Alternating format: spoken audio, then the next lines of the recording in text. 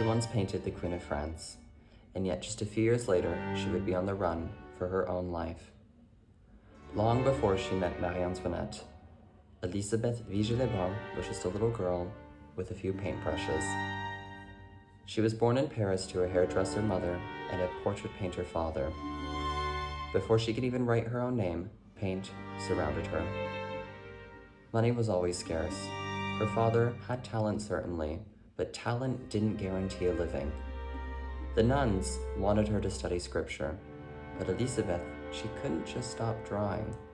Her father himself once said, quote, "You will be a painter, my child, if ever there was one."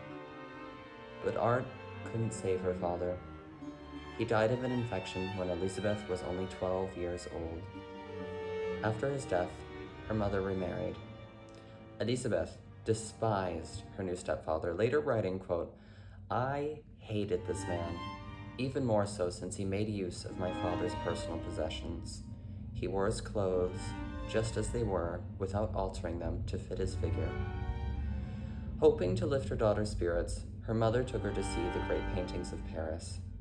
For Élisabeth, seeing these paintings was like stepping into another world. Rubens, Van Dyck, Rembrandt, she stood in awe of the masters whose work would shape the rest of her life. By her early years, she had already received paying clientele, and at just 19 years old, she was admitted to the prestigious Académie de Saint-Luc. Soon, wealthy Parisians were lining up to sit for her portraits. Then came the commission that would change her life forever. Marie Antoinette wanted Élisabeth as her portrait painter.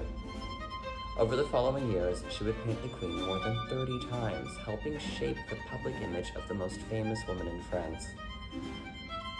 But while Élisabeth was painting the Queen, France was tearing itself apart. As revolution swept through Paris, anyone connected to the royal family became a target. Élisabeth knew she had to leave. She secured passports for her daughter, herself, and their governess. And just the next day when they were trying to leave, National Guards burst into their home and ordered them not to leave. She was terrified. But later that day, 2 sympathetic guards would quietly return with a warning. "Don't take your carriage. Leave by stagecoach instead." Disguised in worn, ordinary clothes, Élisabeth slipped out of Paris with her daughter before dawn. She escaped just in time. Over the next 12 years, exile carried her across Europe.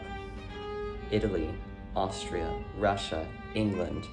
Everywhere she went, Europe's elite wanted portraits from the woman who had once painted Marie Antoinette. She painted Lady Hamilton, the last king of Poland, Napoleon's sister. She even met Queen Maria Carolina of Naples, the sister of Marie Antoinette herself. The little girl who once stood in awe of Rubens had become one of Europe's greatest artists.